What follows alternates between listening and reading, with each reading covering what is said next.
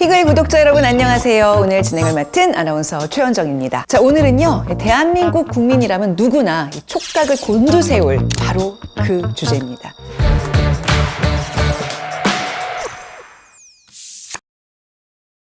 자, 오늘 그 역사의 흐름을 잘 짚어주실 역사 길잡이 모셨습니다. 석주희 박사님 어서 오세요. 안녕하세요. 네. 반갑습니다.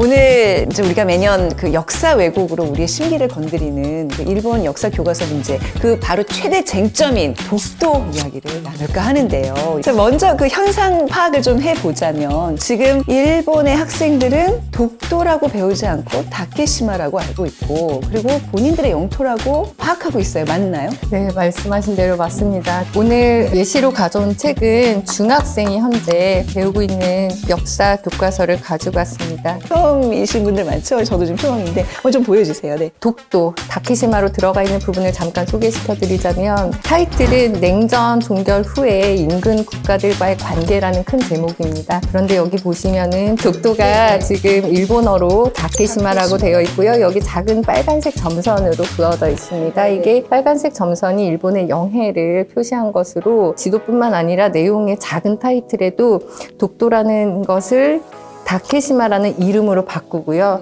근데 사실 다케시마라고 얘기한 거는 오기라고 봐야 되잖아요. 우리 입장에서는 분명하게 짚고 넘어가야 될 문제인데, 일본의 고유 영토고 우리가 이거를 점거하면서 그것도 불법으로, 이게 뭔가 문제가 있다는 식으로 분쟁 지역화하고 있어요. 이건 사실 좀 터무니없는 소설과도 같은 이야기인데, 확연하게 독도가 다케시마다, 그리고 일본의 영토다 라는 기술을 확실히 볼 수 있는 그 시점이 한 2010년도 일본 초등학교 교과서 전체에 독도는 일본의 영토다 라는 기술이 다 포함되게 됐습니다. 그리고 그 후에 아베 정권에 들어서 이 내용을 가르치자 보니까 막상 별로 내용이 없는 거예요. 그래서 아베 정권에서는 구체적으로 독도에 대해서 기술하라라는 정부의 지시가 내려가게 됩니다. 그러니까 교과서를 통해서 계속 잘못된 상식을 주입시키는 거예요. 이렇게 표현해도 될지 모르겠지만 일종의 가스라이팅? 日本固有の領土である竹島については日本の主張をしっかりと伝え粘り強く対応します。 그래서 이 같은 움직임이 왜 계속되냐, 그 시점이 또 된 것이 중요한 게 2014년도에 중고등학교 학습지도 요령 해설이라는 것을 발표하는데요. 그 안에 독도는 일본의 고유 영토이다, 한국이 불법 점거하고 있다, 이 같은 내용이 들어가게 되었습니다. 학습 지도 요령? 이게 뭔가요? 한국으로 벗어 말하면 교과 과정이라고 볼 수가 있는데요. 학생들이 어떻게 배워야 하는가에 대해서 정부가 지침을 내리고 이 같은 내용을 따르지 않으면 교과서가 통과되지 않습니다. 그래서 반드시 넣어야 되는 내용이 되게 되죠. 그 내용을 보면 이제 중요한 변화인데 1905년 시마네 현으로 독도를 편입했다 라든지, 일본이 이러한 문제가 있는데 해결하기 위해서 우리가 노력하고 있다, 이런 기술들이 포함되게 되었습니다. 정말 큰 변화이면서 좀 문제가 될 소지가 많습니다. 우리 영토다! 아주 노골적으로 얘기를 한다는 거는 이런 식의 독도 교육을 통해서 국내외 여론을 어떻게 본인들에게 유리하게 확산시키겠다, 다분히 의도가 좀 보이는데요. 2017년도, 2018년도에도 학습지도 요령을 개정을 했는데 계속해서 반복돼서 독도 관련 내용이 들어가 있습니다.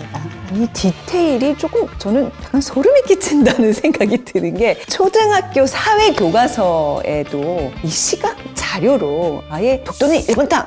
이거를 계속 은연중에 아이들이 스펀지처럼 습득할 수 있게 지도로 딱 그려놨더라고요. 그래서 말씀하신 대로 지도를 보면 마치 울릉도까지가 한국의 영토이고 독도는 다케시마여서 일본의 영해에 속한 일본의 영토인 것 같은 그런 표시들을 지도마다 작은 점이 들어가 있습니다. 그러면 학생들이 은연중에 일본 옆에 있는 작은 섬 하나에 점이 있는데 이게 다케시마구나 라는 잘못된 정보를 가지고 교육을 받을 수가 있게 되죠.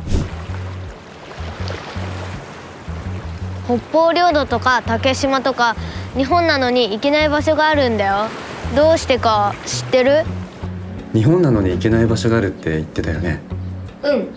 日本人が切り開いて暮らしてきた土地に今は行けないの。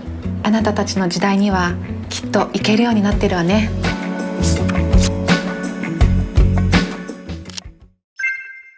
아니 근데 독도가 우리 땅이라는 거 우리 너무 당연하게 얘기를 하지만 그들이 주장하는 근거가 있을 거 아니에요. 근거가 있으면 저희가 또 같이 대응을 하겠는데 명확한 근거가 없어요. 없어요? 네. 일본에서 이제 주장하는 것이 크게 두 가지입니다. 첫 번째는 일본은 17세기 중엽에 독도에 대한 영유권을 확보했다라는 주장입니다. 그런데 1877년에 일본 정부에서 발행한 태정관 지령을 보면 독도는 일본과 무관한 곳이다. 관계없는 곳임을 알라라고 명시가 되어 있습니다.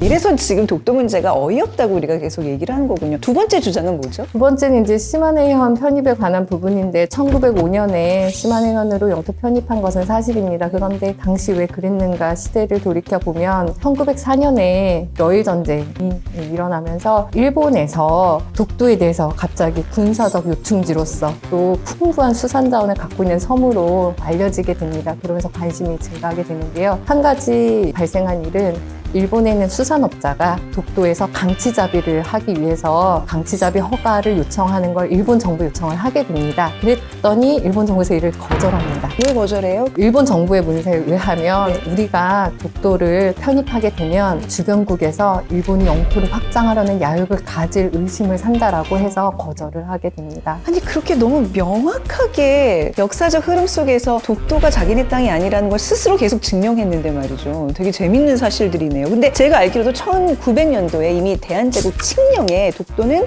울릉군에 속한다라고 공표를 했는데 사실 시마네현 편입을 했을 때 당시에도 한국에 전혀 알리지 않았습니다. 그러니까 저희가 국제법적으로 대응을 하려고 해도 근거가 없는 사실들이 계속 나오게 되는 거죠. 왜 그 남의 떡이 더 커 보이잖아요. 근데 아무리 그래도 그렇지 그 앞뒤말이 너무 다르니까 좀 낯뜨겁지 않나? 어떻게 이런 주장을 하지? 그래서 더더욱 이 교과서 문제에 주목을 하고 싶은 것은 한국의 또 공식적 입장은 한일 간의 독도 문제는 없습니다. 그런데 교과서에 이렇게 계속 한국과 전혀 다른 정보와 잘못된 것이 계속 사실로 확산이 일본 국내에서 번지게 되면 잘못된 오류, 편견을 갖고 청소년들이 또 자라나게 되잖아요. 그러한 점들은 좀 우려스러운 것 같습니다.